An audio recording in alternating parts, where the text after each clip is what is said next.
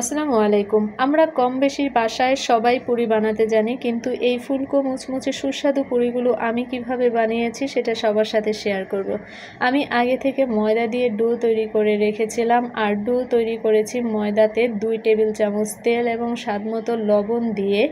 আমি অল্প অল্প পানি দিয়ে ডোটা তৈরি করেছি, তারপর আমি 30 মিনিট রেস্টে রেখে দিয়েছিলাম। এখন অনেকটাই সফট হয়ে গিয়েছে।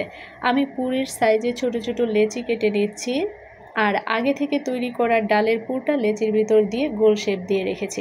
ডালের পুরটা তৈরি করেছিলাম আমি সামান্য হলুদ দিয়ে, মসুরির ডাল সেদ্ধ করে তাতে লবণ এবং শুকনো মরিচকে ভেজে গুঁড়া করে সেই পুরটা রেডি করেছি।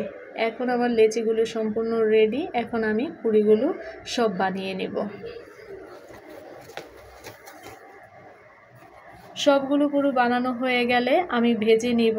আর আমি একটা কড়াইতে আগে থেকে তেল গরম করে রেখেছিলাম, আর তেলটাকে ভালোভাবে গরম করে নিতে হবে। চুলার তাপটাকে মিডিয়াম থেকেও আরও সামান্য হাই হিটে দিয়ে তেলটাকে গরম রাখতে হবে। তখন পুরিগুলো দেওয়ার সাথে সাথেই একে একে সবগুলো পুরি ফুলে উঠবে।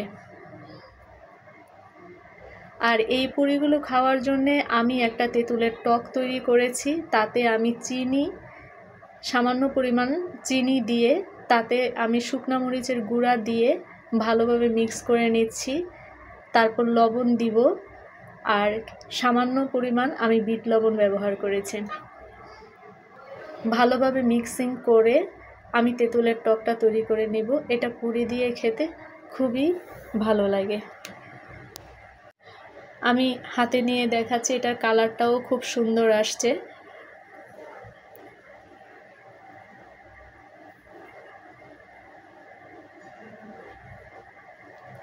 রেসিপিটি ভালো লাগলে শেয়ার করবেন এবং বাসায় ট্রাই করবেন।